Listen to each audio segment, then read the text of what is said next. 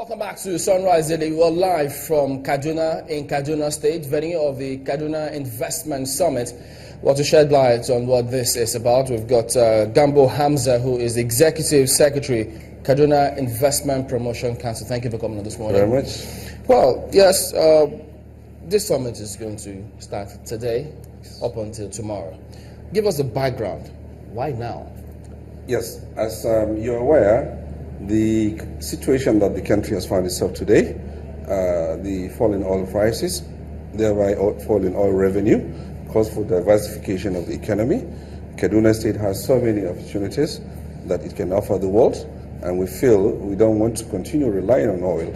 We have various resources available to us, and the clarion call for diversification has really driven us to host this economic and investment summit.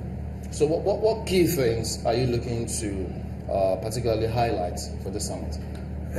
Basically, we're going to highlight all the basic resources that we have, from mineral resources to agricultural land that is available in this state, a state with over 4.5 million hectares of land, almost 2.5 of it unutilized.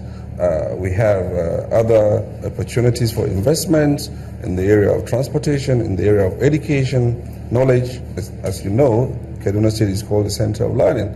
So in the area of education, we want to reverse the trend whereby Nigerian students go to Ghana, to Uganda, to Kenya, and so on.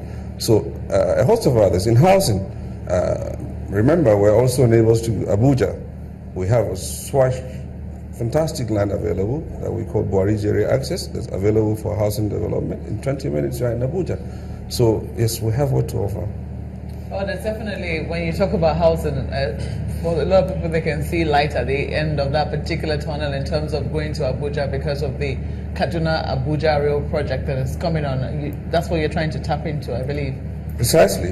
And also, the dualization of the road leading from Abuja to Gorara Dam, which in itself not only offers opportunity for accessing the Gorara Dam for agricultural purposes, but providing an alternative route to the main route that you know today. So yes, we're tapping into the Kaduna Abuja Railway, which hopefully, I understand, should be somewhere in the rim of launching. So tell us, what then will you be offering investors today? Because oftentimes what we've seen over the years is that, a lot of states have those bright ideas and they're always inviting investors to their state, but it never really gets to pick up. How do you think that, you'll be making the investors come here today and bringing them to stay and invest? The fundamental thing that has really not seen those previous summits go through is the issue of not creating the condition for ease of doing business. To do that in Kaduna State, the government has reformed 3 laws. The Kaduna IRS, Kaduna Internal Revenue Service, which is now a single tax code. Nobody's going to be asking you, one local government or one agency coming for one taxation or the other. Anybody doing that is illegal as far as that is concerned. So there's just one agency that will collect taxation. Then we have the KADIPA, of which I'm the Executive Secretary, Kaduna Investment Promotion Agency, that would not only facilitate, it will only have aftercare service if you want it, to make sure that if an investor comes, having facilitated his coming to Kaduna, we make sure all the things he requires to make that investment go through, we follow up until we see that it goes to maturity. Could you shed some light on that last part?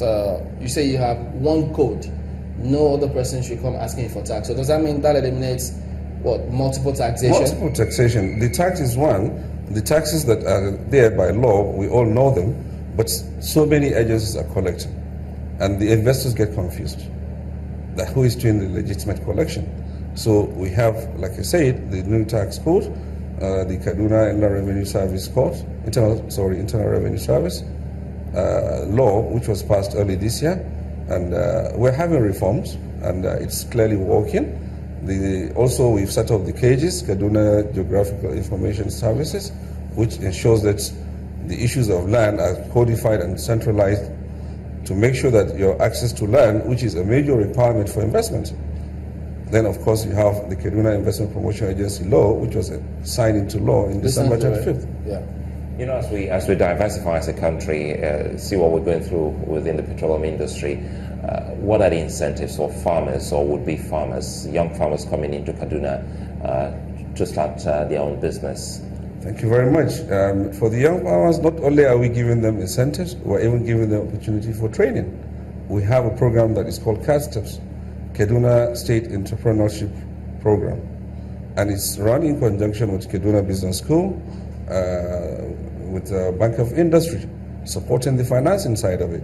They've been trained for a period of 3 months on all aspects of entrepreneurship, and the majority of the students, currently we intend to train over 10,000 during the life of this administration.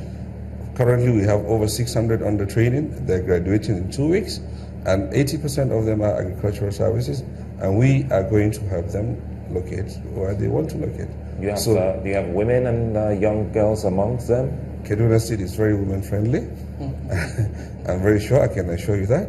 And there are many of them, you'll be surprised. As a matter of fact, one of the initiatives that we want to bring in, we have so many business apprenticeship training centers. We want to dedicate one for food processing and packaging, and 80% of the intakes will be women. I was actually coming to that because one of the problems some of the young farmers go through is storage. Is the state government doing anything to helping them store some of their produce? Now, that is a holistic approach in the agricultural value chain. We want to be sure that from the seeds to the harvesting point and to the processing, that we take care of every aspect in the value chain so as to avoid these post-harvest losses and to avoid processing difficulties. Okay. So, as you rightly know, there would definitely be competition for resources of the investors. They say the investors are not very many, the opportunities are a lot, and they'll be looking for where there is competitive advantage. What is the edge you're offering as against other states that's around you? One, we have a very transparent, dedicated government. Two, we have a skillful workforce, more than any regional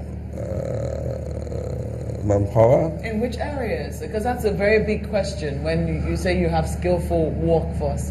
In which areas specifically? Kaduna State has the largest per capita tertiary institutions in Nigeria. From Leather Training Institute to Agricultural Resource Training Institute, name them. We're also setting up an institute that will purely be Institute of Electrical Training. We have entered into an MOU with 3 agencies, including the Nigerian Building Society, the Association of Housing Agencies, to start clearly a workforce that will be dedicated to building construction. We have a situation whereby you want to paint your house, you have a Togolese. You want to do the POP, you have a Ghanaian. We want to revise that, and we are admitting 200. We've signed that MOU, and it's going to take up in the next 2 months.